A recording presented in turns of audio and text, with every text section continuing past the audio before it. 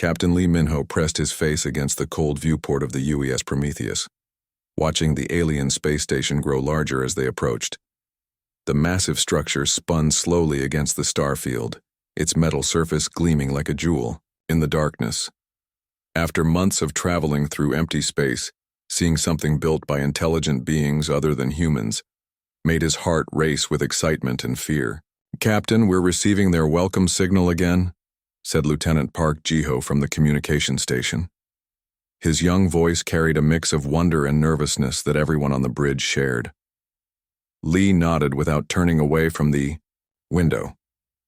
"Put it through the speakers one more time." The alien voice filled the bridge, speaking perfect English through their translation device. "Welcome, humans of Earth. We are the Vorthak Empire. We have waited long to meet your kind. Come to Docking Bay 7. Great honor awaits you." Dr. Kim Soo-young looked up from her scanner readings, her face troubled. "Captain, their bio readings are strange. I'm detecting elevated stress hormones, but they sound so calm and friendly." "First contact nerves," Lee said, though he felt the same unease. "We're probably just as strange to them as they are to us." The docking process took an hour. When the airlock finally opened, 3 Vorthak waited on the other side. They stood on 6 legs each, their bodies covered in dark scales that shifted color in the light. Multiple eyes dotted their heads like black pearls, and their mouths were filled with rows of sharp teeth that they tried to hide behind translator masks. "Welcome," said the largest one, who introduced himself as Supreme Commander Thalrex. "I am leader of this sector. Your arrival brings great joy to our empire." Lee stepped forward with his small diplomatic team. Dr. Kim stayed close behind. Him, still reading her scanner quietly, Lieutenant Park brought up the rear, his hand resting on his sidearm despite orders to appear peaceful. "We're honored to meet you," Lee said, extending his hand in the human gesture of greeting. The alien looked at it curiously before reaching out with one of its 6 arms to grasp it briefly. The tour of the station took hours. The Vorthak showed them technology that seemed centuries ahead of human science.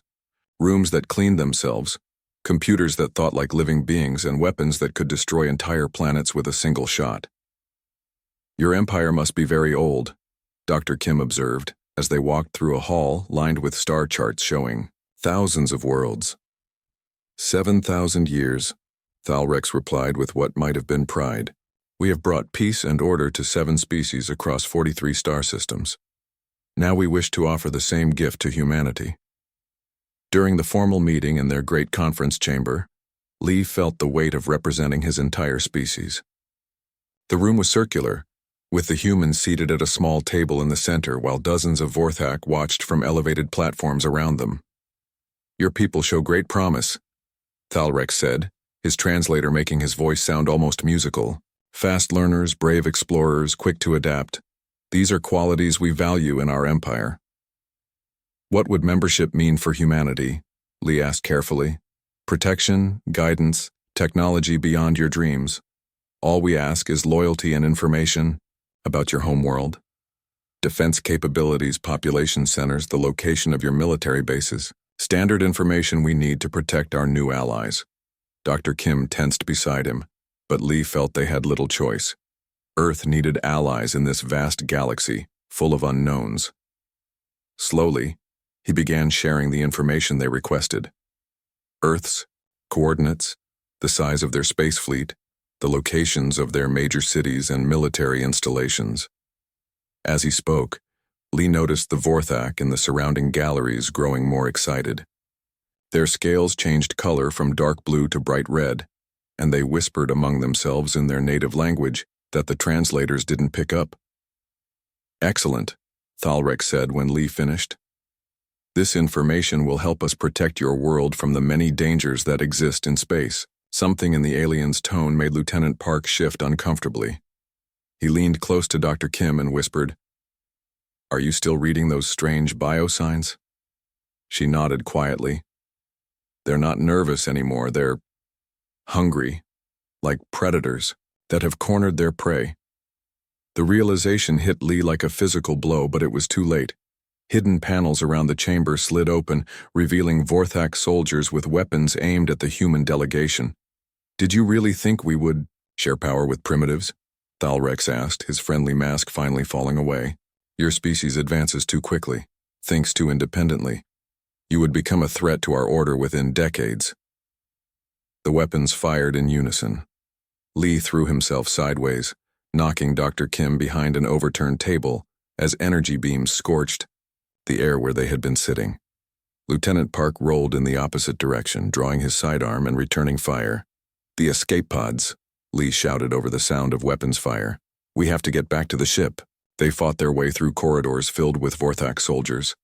Dr. Kim clutched her scanner and datapad to her chest, determined to save what information she could about their enemies. Park covered their retreat, his training as a former Marine saving their lives multiple times. At the docking bay, they found their ship surrounded but not yet destroyed. The Vorthak wanted to capture it intact to study human technology. This gave them the chance they needed. "Go!" Lee shouted, pushing his companions toward their escape pod. "Get back to Earth. Warn them." "What about you?" Dr. Kim called out. Lee smiled grimly as he sealed the pod's door. "Someone has to give you time to launch. Tell Admiral Choi that they're coming. Tell him they drew first blood." The pod launched just as Lee's final shots brought down a support beam, blocking the Vorthak soldiers from pursuing. Through the small window, Dr. Kim and Lieutenant Park watched their captain disappear in an explosion of light and metal. As their pod raced toward the jump point that would take them home, they saw the massive Vorthak war fleet beginning to move. Hundreds of ships all heading in the same direction, toward Earth. 3 days after Dr. Kim and Lieutenant Park's desperate message reached Earth, the skies above humanity's homeworld turned black with alien ships. Admiral Choi Hyunwoo stood on the bridge of the UES Defiance, watching through the main screen as hundreds of Vorthak vessels dropped out of hyperspace like deadly rain. "All stations report ready, Admiral," said Captain Song Mira from her position at the tactical station. Her voice was steady, but her knuckles were white as she gripped the control panel. Choi nodded grimly. Earth's entire space fleet numbered only 60 ships, most of them exploration vessels hastily fitted with weapons. The Vorthak brought 10 times that number, each ship larger and more advanced than anything humanity had ever built. "Open a channel to all Earth forces," Choi ordered. "This is Admiral Choi Hyunwoo of the Terran Defense Fleet. Today we stand between our home and those who would destroy it. We may be outnumbered, but we fight for something they cannot understand. We fight for our families, our children, our future.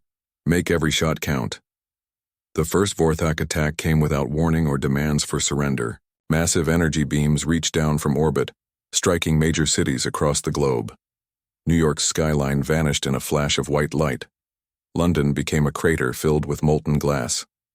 Tokyo's millions of people were gone in seconds.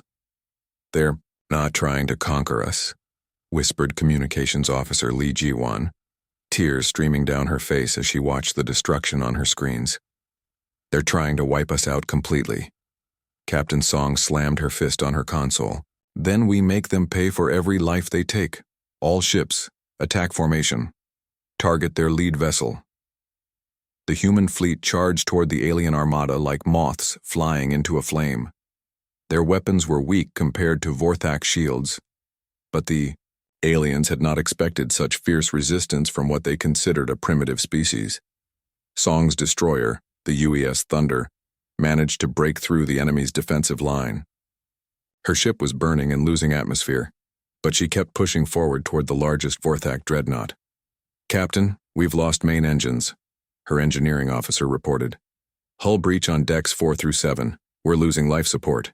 Song looked at her crew, seeing the same determination in their eyes that burned in her heart. "Set course for ramming speed. If we're going to die, we're taking them with us." The Thunder slammed into the alien vessel at full speed, both ships exploding in a ball of fire that lit up the darkness of space. Other human captains saw what Song had done and followed her example. Ship after ship rammed into Vorthak vessels, trading their lives for their enemy's destruction. On the surface of Earth, the bombardment continued for hours. Entire countries disappeared under the alien assault. The oceans boiled where their weapons struck. The atmosphere itself seemed to catch fire. In the deep underground bunker beneath Seoul, Dr. Kim worked frantically at her laboratory station while explosions shook dust from the ceiling above. She had barely 3 days to study the tissue samples she brought back from the Vorthak station, but already she was making discoveries. Their cellular structure is more fragile than they want us to believe, she told her assistant, Dr. Bei Jinhwan, as she examined alien blood under her microscope. They've enhanced themselves with technology, but their basic biology has weaknesses we can exploit. Another massive explosion rocked the bunker, and the lights flickered. Through the communication system, they could hear Admiral Choi's voice growing weaker as more of his ships were destroyed. "Dr. Kim," came the Admiral's crackling transmission, "how much time do you need?" "Give me 6 hours and I can have a biological weapon ready," she replied, her hands never stopping their work. "Something that will target their specific genetic markers." "I don't think we have 6 hours," Choi replied sadly. "They're breaking through our final defensive line.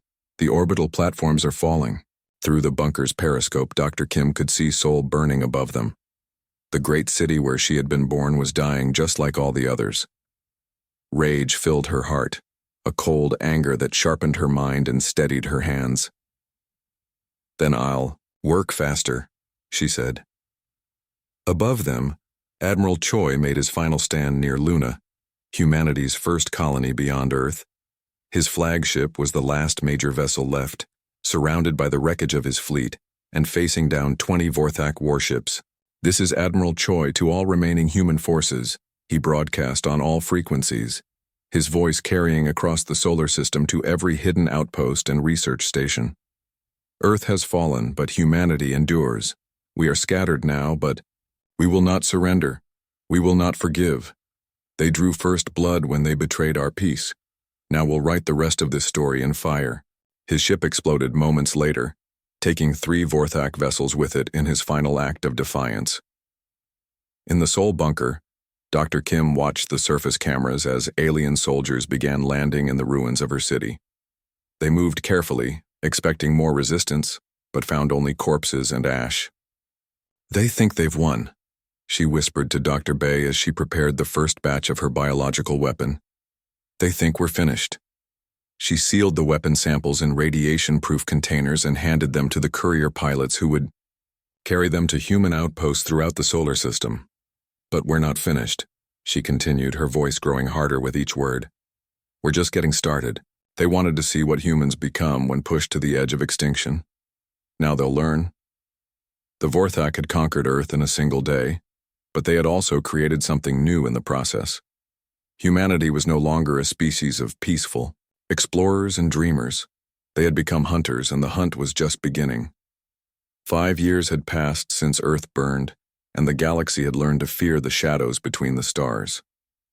Colonel Park Jae-ho crouched in the command center of his hidden base, carved deep inside an asteroid that had once been part of Mercury. Around him, dozens of human survivors worked at stations built from salvaged Vorthak technology, their faces hard and cold in the dim light. "Target approaching Sector 7, reported Commander Yoon Hana from her scanning station. "Vorthak supply convoy, 15 ships, light escort. They're carrying weapons to their new colony on Kepler 442. Park studied the tactical display showing the enemy formation. The Vorthak had grown careless over the years, believing they had crushed human resistance. They never suspected that thousands of survivors still lived in the dark spaces between worlds, waiting and planning.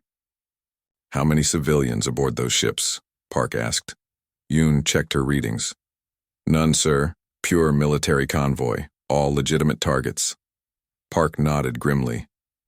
In the early days after Earth's fall, such distinctions had mattered to him. Now he cared only about results. Launch the attack.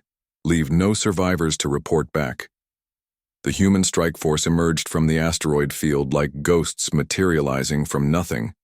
Their ships were a mix of captured Vorthak vessels and human designs built in secret shipyards, all painted black to blend with the darkness of space. The attack was swift and brutal. Human pilots had learned to fight like their enemies never expected, using tactics that seemed insane to the ordered Vorthak mind. They rammed damaged ships into healthy ones, set their own vessels to explode as weapons, and showed no mercy to surrendering foes. Within 20 minutes, 14 Vorthak ships were destroyed or captured. The 15th managed to send a brief distress signal before Commander Yoon's fighter put 3 missiles into its engine core. "Clean sweep," she reported as she guided her ship back to the asteroid base. "All enemy vessels eliminated. We've captured enough supplies to keep us running for another 6 months." While Park's forces hunted Vorthak convoys in the outer system, Dr. Kim Soo-young worked in her secret laboratory hidden among the ice rings of Saturn. The facility looked like a small research station from the outside, but inside it contained some of the most advanced biological weapons ever created. "The latest batch is ready for field testing," her assistant Dr. Bae Jin-wan reported as he sealed another set of sample containers. "This version targets their respiratory systems. Should be effective within 2 hours of exposure." Dr. Kim examined the clear liquid that would kill every Vorthak who breathed it while leaving other species unharmed. 5 years ago, she had been a peaceful scientist studying alien biology. Now she was one of the galaxy's most deadly weapons designers. "Send it to all resistant cells," she ordered. "Include the deployment instructions and antidote formulas. Make sure our people know how to protect themselves." The transformation of humanity had been complete and terrible. Every survivor was now a soldier, a spy, or a weapon maker. Children who had escaped Earth's destruction grew up learning to kill rather than to dream. The scattered human settlements had become military bases focused on a single goal, making the Vorthak pay for their betrayal. On the occupied world of New Terra, formerly humanity's proudest colony, Sergeant Lee Sunho led a squad of insurgents through the ruins of what had once been New Seoul. The Vorthak had built their own city on top of the human one, but they had never managed to make it truly safe. "Movement in Building 12, whispered Private Kim Dae-ho through his comm device. 3 Vorthak soldiers, standard patrol pattern. Lee signaled his team into position. They had done this hundreds of times before. Strike fast, kill everything that moved, plant the biological weapon, and vanish before reinforcements arrived. The attack lasted less than 5 minutes. The Vorthak soldiers never knew what hit them. Lee's team disappeared back into the underground tunnels they had spent years digging beneath the alien city. "Package delivered," Lee reported to his commanders. "The compound should be active within the hour. Estimated casualties: 500 to 1,000 enemy personnel." These small victories were adding up across dozens of worlds. The Vorthak found that occupying human space was far more difficult than conquering it. Every planet they claimed became a nightmare of constant warfare, with human fighters emerging from hiding to strike and then melting back into the shadows. The breakthrough came when Colonel Park's forces captured High Commander Velthar during a raid on a Vorthak communication station. The alien officer was the highest-ranking enemy they had ever taken alive. Under interrogation in Park's asteroid base, Velthar finally broke after 3 days of Dr. Kim's carefully designed biological pressure. The drugs she used didn't cause pain, but they made lying impossible. "The coordinates," Park demanded as he studied the star charts Velthar had revealed. "This is really their home world?" "Zephyros Prime," the alien gasped, his multiple eyes unfocused from the truth serum. "Hidden, protected. Even our member species don't know its location. Only the High Command." Park looked at the numbers on his screen with cold satisfaction. For 5 years, humanity had been fighting a guerrilla war against an enemy whose true strength was unknown. Now they had found the heart of the beast. "Commander Yoon," he called to his second-in-command. "Begin gathering the fleet. Send word to every human cell, every hidden base, every survivor who can still fight." "What are your orders, sir?" she asked. Park's smile was sharp as a blade. "Tell them it's time to return the favor. We're going to show the Vorthak what humans do to those who hurt our families." The long hunt was about to become something far more deadly, a war of extinction that would shake the foundations of the galaxy itself. Admiral Park Ji-ho stood on the bridge of the UES Vengeance, watching through the main screen as his war fleet dropped out of hyperspace near Zephyros Prime. 500 ships materialized from the darkness, each one built from captured alien technology and human hatred. It had taken 2 years to gather this force from every hidden base across the galaxy. Target confirmed, reported General Yoon Hana from the tactical station. Zephyros Prime, just as the prisoner described it. Massive orbital defenses, but they're not expecting us. The secret Vorthak homeworld hung before them like a jewel of metal and crystal. No member species had ever seen this place. For 7,000 years, the Vorthak had ruled their empire from the shadows, making others believe their capital was just another conquered world. All ships, this is Admiral Park, he broadcast across the fleet. Today we finish what they started, 5 years ago. Today we show them what happens when you betray humanity's trust. Begin the assault. The attack began with Dr. Kim's biological weapons, carried by stealth drones that had been traveling toward the planet for months. The invisible death spread through Zephyros Prime's atmosphere, targeting the specific genetic markers that made Vorthak biology unique. Within hours, the planet's defenses began to weaken as alien soldiers collapsed at their posts. But the humans didn't rely on the biological attack alone. Wave after wave of fighters swept down from orbit, their pilots showing the same ruthless efficiency they had learned during 5 years of guerrilla warfare. Captain Song Minwoo led the first assault on the planet's capital city. His battalion of Marines had been children when Earth burned, raised in the hidden bases to be perfect soldiers. They moved through the alien streets like death itself, showing no mercy to enemies or civilians. Resistance is collapsing faster than expected, Song reported as his troops secured another city block. The biological weapon is working better than Dr. Kim predicted. Most of the defenders are already dead or dying. But not all of the Vorthak succumbed to the plague. In the Imperial Palace, Supreme Commander Thalrex activated emergency systems that had been hidden for millennia.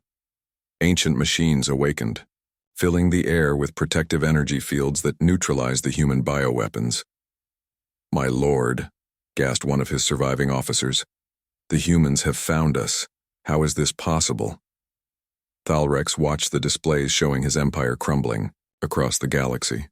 The human attack on Zephyros Prime was just the beginning. Across dozens of worlds, the member species were learning the truth about Vorthak manipulation and rising in revolt.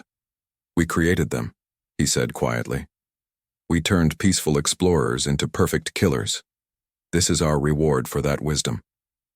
The final assault on the Imperial Palace lasted 3 hours. General Yoon led her soldiers through corridors filled with ancient technology and the bodies of Vorthak defenders. The aliens fought desperately, but they had never faced an enemy driven by such cold, focused hatred. Admiral Park found Thalrex in the throne room, standing alone among the bodies of his guards. The Supreme Commander's scales had lost their color, and his multiple eyes were dim with pain and defeat. "You came," Thalrex said, his voice weak but unsurprised. "I always knew you would find us eventually." Park raised his weapon, finger on the trigger. "Give me one reason why I shouldn't kill you right now." "Because you need to understand what you have become," the alien replied. "Look around you, human. Look at what your species has accomplished in 5 short years." Park glanced at the displays, still showing the war across the galaxy. Human fleets were systematically destroying Vorthak colonies. The bioweapons had spread to a dozen worlds, killing millions. The member species that had served the Empire for thousands of years were turning on each other in bloody civil wars. "We saved the galaxy from tyrants," Park said, but his voice lacked conviction. "Did you?" Thalrex laughed bitterly. "Or did you simply replace us with something worse? We ruled through fear and control, but you rule through extinction. We conquered worlds. You sterilized them." Dr. Kim appeared in the doorway, her medical scanner showing readings from the dying Supreme Commander. "His biology is fascinating," she said in a clinical voice. "I could keep him alive for months, study how the Empire's leadership caste evolved. The information would be valuable for developing new weapons." Park stared at her, remembering the young scientist who had once worried about alien biosigns at their first diplomatic meeting. Now she spoke of torture and experimentation as casually as discussing the weather. "We destroyed your world to prevent exactly this," Thalrex continued. "We saw what your species could become when pushed to its limits. We tried to stop you before you became the galaxy's nightmare. You failed, Park said simply. Yes, the alien agreed. And now the galaxy will pay the price for our failure. Your people will rule through fear just as we did, but with weapons we never dreamed of creating. Park's finger tightened on the trigger. The shot echoed through the throne room, and the last supreme commander of the Vorthak Empire fell silent forever. But as Park stood among the ruins of his enemies, he caught his reflection in a broken mirror on the wall. The face looking back at him was hard and cold, marked by years of hatred and violence. He barely recognized the young lieutenant who had once believed in peaceful exploration among the stars. The Vorthak Empire was dead, but what had humanity become in destroying it? Park wasn't sure he wanted to know the answer. 1 year after the fall of Zephyros Prime, Fleet Admiral Park Ji-ho walked through the halls of the rebuilt Seoul Command Center on Earth. The planet was healing slowly from the Vorthak bombardment, but the scars ran deeper than damaged buildings and poisoned soil. They ran through the hearts of every human who had survived the war. Through the great windows of the command center, Park could see ships from a dozen different alien species landing at the spaceport. Some came seeking alliance with humanity's powerful fleet. Others brought tribute, hoping to avoid the fate that had befallen the Vorthak. All came in fear. The Zentari delegation is here again, reported his aide, Commander Lee Jisu. They're offering to surrender 3 more star systems if we guarantee their species' survival. Park nodded without much interest. Since the Empire's collapse, dozens of former Vorthak client species had offered similar deals. They all understood the new reality. Humanity ruled the galaxy now, whether they wanted to or not. Schedule them for tomorrow, he said.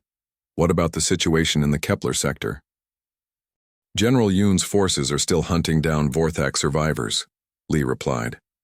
She estimates another 6 months to complete the cleansing operations. The word cleansing made Park pause. When had they started using language like that? When had the systematic hunting of enemies become so routine that they spoke of it like cleaning house? In her laboratory beneath the rebuilt city, Dr. Kim Soo-young worked on her latest project.